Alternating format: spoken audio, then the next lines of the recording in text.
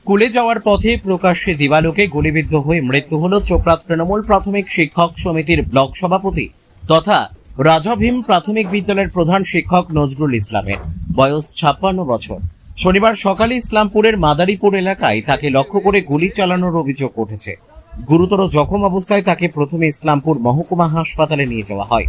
পরে অবস্থার অবনতি হওয়ায় উত্তরবঙ্গ মেডিকেল কলেজ ও হাসপাতালে রেফার করা হয়। শিলিগুড়ি নিয়ে যাওয়ার পথেই তার মৃত্যু হয়েছে বলে জানা গিয়েছে। স্থানীয় সূত্রে জানা গিয়েছে, নজরুল ইসলামের বাড়ি চোপড়া ব্লকের সোনাপুর গ্রাম পঞ্চায়েতের 3 মাইল সংলগ্ন লালাগছ এলাকায়। বর্তমানে তিনি দীর্ঘদিন ধরে ইসলামপুরে থাকতেন। শিক্ষকতার পাশাপাশি ট্যাক্স সংক্রান্ত কাজও করতেন। প্রতিদিনের মতো এদিন সকালে স্কুলে যাওয়ার সময় মাদারীপুর এলাকায় দুষ্কৃতীরা তাকে লক্ষ্য করে গুলি চালায় বলে অভিযোগ। নজরুল ইসলাম দীর্ঘদিন আগে থেকেই বামপন্থী শিক্ষক সংগঠন ABPTA এর সঙ্গে যুক্ত ছিলেন। সংগঠনের জোনাল সম্পাদক হিসেবেও দায়িত্ব পালন করেছিলেন তিনি। প্রায় 3 বছর আগে চোপড়া তৃণমূল বিধায়ক হামিদুর রহমানের হাত ধরে তৃণমূলে যোগ দেন। পরবর্তীতে তৃণমূল প্রাথমিক শিক্ষক সমিতির চোপড়া ব্লক সভাপতির দায়িত্ব পান। শিক্ষক মহল ও স্থানীয়দের দাবি, নজরুল ইসলামের সঙ্গে এলাকার সাধারণ মানুষের সুসম্পর্ক ছিল।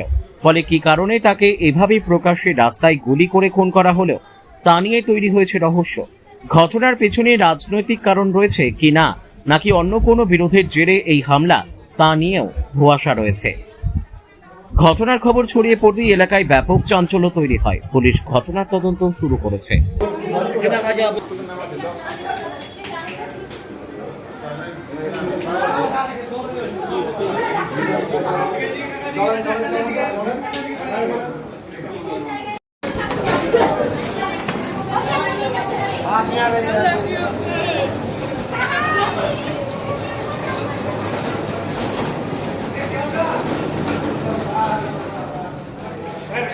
গুলিটা বলতে পারবেন?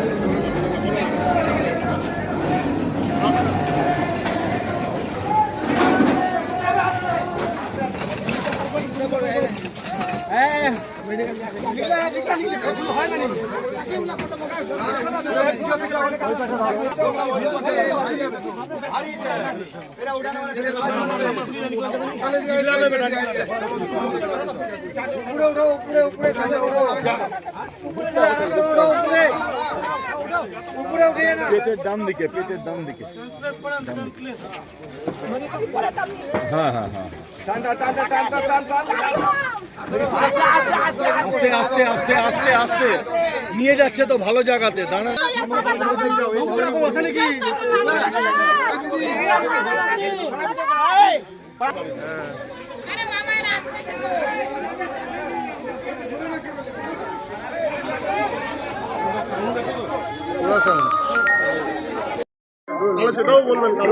না, আমার সঙ্গে কারো শত্রু মানে, ওনার সঙ্গে কারো শত্রু মানে আমার সঙ্গে। ও আমাকে বললো আজকে হাফ স্কুল আছে, 9টায় ছেড়ে দিব, তুমি তাড়াতাড়ি আমাকে খাবার দাও। আমি বলছি ঠিক আছে, আমি খাবারটা দিচ্ছি। হ্যাঁ, তুমি আসবা আবার কখন? বলছে আমি স্কুল করে ওরা যাবে সেন্সাস ডিউটিতে, বাকি মাস্টাররা আমাকে ওখানে থাকতে হবে। আমি বলছি ঠিক আছে, তাহলে তুমি আর বাড়ি আসবা তো? বলছে কি এখন আমি বাড়ি আসবো না, ওদিক দিয়ে আমি গ্রামের বাড়ি যাব। তারপরে যাওয়ার সঙ্গে সঙ্গে 10 মিনিটের মধ্যে আমাকে খবর করে বলছে ওখানকার আশেপাশের লোক, আমি আননোন ফোন নাম্বার উঠাইছি, বলছে যে উনি গুলি করে দিয়েছে, উনাকে আপনার লোককে গুলি করে দিয়েছে। তারপরে বিশ্বাস হচ্ছে না। তারপরে আমার হাজবেন্ড বলছে আমাকে গুলি করে দিয়েছে। আমি বলছি হাজবেন্ড কি কিছু বললো যে কাকে গুলি করতে না করছে? ওটা তো এমনি গাড়ি বাইক নিয়ে তো উল্টেই পড়ে গেছে, কাকে দেখবে? মানে কি বাইকে পিছু করে কি গুলি করেছে? ওটা এখন ও সুস্থ না হলে আমাকে কেমন করে বলবে? একাই ছিল? উনি একাই ছিল বাইকে। কারোর সাথে কোনো শত্রুতা? আমি তো বলতে পারছি না, উনি তো মাটির মানুষ, উনি তো কারোর সঙ্গে কোনো ঝামেলা নাই। কোন স্কুলের শিক্ষক আপনার? রামগঞ্জ রাজা ভীম এপি স্কুলের টিচার, হেড টিচার। হ্যাঁ। আপনার নাম? আমার নাম রূপসানা খাতুন। কে হয় আপনার? আমার হাজবেন্ড হয়। কালকে রাত্রে বাবা, রাতে তোমার সঙ্গে কথা হয়েছিল রাত্রে? হ্যাঁ হয়েছে। কি রাতে এমন কোনো কথা কি হয়েছিল কথা? এগুলা নিয়ে কোনো গল্প টল্প হয়নি তো। বাবা তো কোশ্চেনের বিজনেস করে, আবার ট্যাক্সেরও কাজ করে। তো ট্যাক্সের কাজ 31 জুলাই অবধি শেষ হলো। তারপরে কোশ্চেন টোশ্চেন সব কিছু বিলিটিলি হয়ে গেছে। তারপরে এখন আবার বাকি টিচার যে সেন্সাস ডিউটি দিয়েছে, কিন্তু বাবার দেয়নি। তো বাবা হেড টিচার রাজা ভীম স্কুলের প্রাইমারি স্কুলের রামগঞ্জে। আজকে যাওয়ার পথেই এই ঘটনাটা ঘটেছে। আপনাদের কোনো সন্দেহ হচ্ছে কে করতে পারে বা না বাবা আমার কোনো জানা নেই এই বিষয়ে কোনো জমিগত কোনো সমস্যা ছিল কি বাবা? না হ্যাঁ? না এখন বাবা কোনো রাজনৈতিক দলের সঙ্গে যুক্ত ছিল? না নেই ছিল না? না তো হঠাৎ করে কেন বাবাকে গুলি করে দিল? কারো উপরে কোনো সন্দেহ হচ্ছে? আমার কোনো সন্দেহ নেই কারো উপরে, আমি তো এখানে থাকি না, আমার 2 বছর হলো বিয়ে হওয়ার। বাবা এখন কোথায় আছে? এখন মারা গেছে? হ্যাঁ বাবা কি মারা গেছে? বলতে পারছি না, কেউ বলছে আছে কেউ বলছে নেই। আপনারা কি চাচ্ছেন? আমরা ওটাই চাচ্ছি আমার বাবা আবার থেকে সুস্থ হয়ে যাক, ব্যাস আর কোনো কিছু লাগে না। কি নাম আপনার? নায়না ইসলাম। তাকে গুলি করে কাকা ডেলি যেমন স্কুলে যান, উনি রামগঞ্জ হাই স্কুলের মানে টিচার, উনি ডেলি যেমন স্কুল যান প্রতিদিন, আজকে ওরকম সকালে স্কুলে বেরিয়েছেন। হঠাৎ করে মানে শ্রীকৃষ্ণ ব্রিজ পার করার পর ওই যে গুপ্তা হোটেলের সামনে আমাকে ফোন আসছে বাড়ি থেকে, কাকাকে গুলি করে দেওয়া হয়েছে। কেন এরকম করলো? কে করতে পারে? আমরা তো জানি না, কারোর সাথে তো ওনার কোনো শত্রুতা নেই, উনি একজন টিচার, শিক্ষিত লোক। হ্যাঁ, এবার বাড়ি থেকে ফোন গেল, ওকে গুলি করে দিয়েছে, ওনাকে হাসপাতালে নিয়ে গেছে, ইসলামপুর মহকুমা হাসপাতালে। ওখানে নিয়ে গেলে দেখলাম ওনার কাকাকে গুলি লেগেছে, পুরো একদম রক্ত বাড়াই গেছে।